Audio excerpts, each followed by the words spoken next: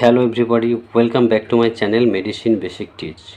সুপ্রিয় দর্শক শ্রোতা, আজকে আমরা সরবিলিন সিরাপ সম্পর্কে আলোচনা করব। যে সিরাপটি জন্ডিস, ফ্যাটি লিভার, কনস্টিপেশন সহ বিভিন্ন রোগে ব্যবহার হয়। তো এই সিরাপটির use, dose, side effect and precaution সম্পর্কে বিস্তারিত জানার জন্য আমার চ্যানেলটি সাবস্ক্রাইব করে পাশে থাকা বেল আইকনটি প্রেস করুন বিভিন্ন ধরনের ওষুধের ব্যবহার সম্পর্কে জানার জন্য। তো চলুন শুরু করি। এই সরবিলিন সিরাপটি Franco India pharmaceutical private limited কোম্পানির। এই সিরাপটির বর্তমান মূল্য 111 টাকা প্রতি 100 ml সিরাপে। তবে আপনারা এই সিরাপটি 200 ml বোতলেও পেয়ে যাবেন।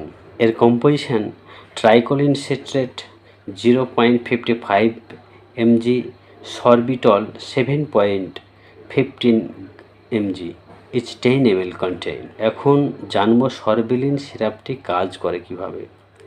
সরবিলিন সিরাপটি দুটো ওষুধের সংমিশ্রণ, একটি ট্রাইকোলিন সিট্রেট আর অপরটি সরবিটল। ট্রাইকোলিন সিট্রেট আমাদের মেটাবলিজমে সহায়তা করে। ট্রাইকোলিন সিট্রেট আমাদের শরীর থেকে বাইল অ্যাসিড বার করে দেয়। তখন the liver then produces more bile acid using cholesterol. As a result, the level of cholesterol in the body is lowered. অর্থাৎ লিভার তখন বেশি পরিমাণে বাইল অ্যাসিড সৃষ্টি করে কোলেস্টেরলকে ব্যবহার করার জন্য, যার ফলস্বরূপ শরীরের কোলেস্টেরলের মাত্রা কমে যায়। সরবিটল কনস্টিপেশন বা কোষ্ঠকাঠিন্য থেকে আরাম প্রদান করে। তো এইভাবে সরবিলিন সিরাপটি আমাদের শরীরে কাজ করে। এখন আমরা সরবিলিন সিরাপের ইউজ বা ব্যবহার সম্পর্কে জানব।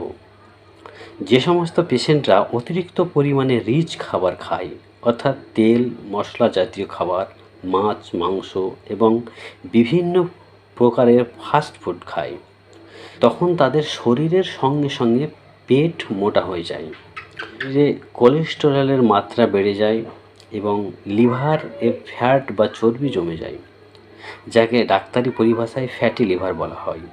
এই ফ্যাটি লিভার হলে পেটে ব্যথা হবে, খাবার খাওয়ার পরে অস্বস্তি ফিল হবে, এছাড়াও নানান ধরনের কমপ্লিকেশন সৃষ্টি হয়।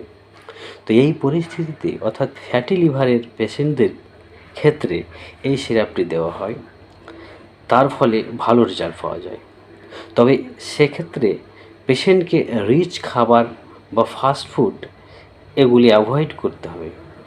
এছাড়াও এই সিরাপটি জন্ডিস এর ক্ষেত্রে ডক্টররা প্রেসক্রাইব করেন, অর্থাৎ কোনো পেশেন্টের যখন শরীরে বিলিরুবিন এর মাত্রা বেড়ে যায়, চোখ, হাত, পা, জিভ প্রভৃতি হলুদ বর্ণের হয়ে যায়, সঙ্গে পেশেন্টের বমি বমি ভাব, লস অফ অ্যাপিটাইট বা খিদে কমে যাওয়া, আবার খাবারের গন্ধ লাগা প্রভৃতি লক্ষ্য করা যায়, তখন এই সিরাপটি দিলে ভালো কাজ করে।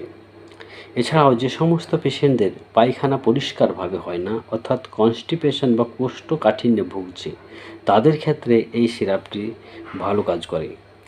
আবার যে সমস্ত পেশেন্টদের খাবার খেয়ে ঠিকমতো হজম হয় না, পরিপাক ক্রিয়ায় সমস্যা দেখা যায়, যাকে ডাইজেস্টিভ সিস্টেম ডিসঅর্ডার বলা হয়, সেই সমস্ত পেশেন্টদেরকে এই সিরাপটি প্রেসক্রাইব করা হয়।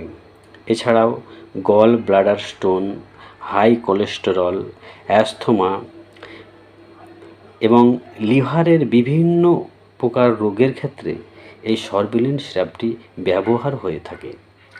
এখন আমরা সরবিলিন সিরাপটির ডোজ বা মাত্রা সম্পর্কে জানব। প্রাপ্তবয়স্ক রোগীদের 10 ml করে জলে মিশিয়ে দুপুরে এবং রাত্রে খাবার আগে দেওয়া হয়। বাচ্চাদের 5 ml করে জলে মিশিয়ে দুপুরে ও রাত্রে খাবার আগে দেওয়া হয়। যে সমস্ত প্রাপ্তবয়স্ক ব্যক্তিরা কনস্টিপেশন বা কোষ্ঠকাঠিন্যে ভুগছে, তাদের 15 থেকে 20 ml করে জলে মিশিয়ে সকালে এমটি স্টমাক বা খালি পেটে দেওয়া হয়। এবার আমরা এই সরবিলিন সিরাপটির সাইড ইফেক্ট বা পার্শ্ব প্রতিক্রিয়া সম্পর্কে আলোচনা করব। এই সিরাপটি ব্যবহার করার পরে ড্রাইনেস ইন মাউথ বা মুখ শুকিয়ে যাওয়া, অ্যাবডোমেন পেন বা পেটে ব্যথা, ডায়রিয়া, অ্যানাল ইরিটেশন বা পায়খানার দ্বার চুলকানো, ডিহাইড্রেশন বা জলশূন্যতা অর্থাৎ শরীরে জল কমে যাওয়া, প্রভৃতি পার্শ্ব প্রতিক্রিয়া কোনো পেশেন্টের মধ্যে পরিলক্ষিত হয়। এখন আমরা এই সরবিলিন সিরাপটি ব্যবহারের আগে কি প্রিকশন বা সতর্কতা অবলম্বন করতে হয় সে বিষয় বলবো।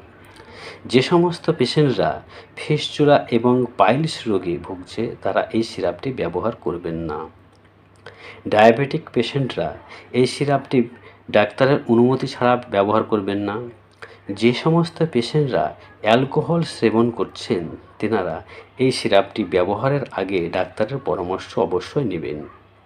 প্রেগনেন্ট মাদার এবং ব্রেস্ট ফিডিং মাদার পেশেন্টরা এই সিরাপটি ব্যবহারের আগে ডাক্তারের পরামর্শ নেবেন। যে সমস্ত পেশেন্টরা ক্রনিক লিভার এবং কিডনি রোগে ভুগছে তেনারা এই সিরাপটি ব্যবহারের আগে ডাক্তারের পরামর্শ নেবেন।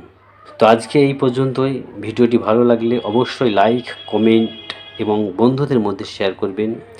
শীঘ্রই ফিরে আসবো পরবর্তী মেডিসিন রিলেটেড আলোচনা নিয়ে। এখনও যেনারা আমার চ্যানেলটি সাবস্ক্রাইব করেননি প্লিজ এখনই সাবস্ক্রাইব করুন পরবর্তী ভিডিওর নোটিফিকেশান পাওয়ার জন্য। Thank you for watching. Take care. Have a good day.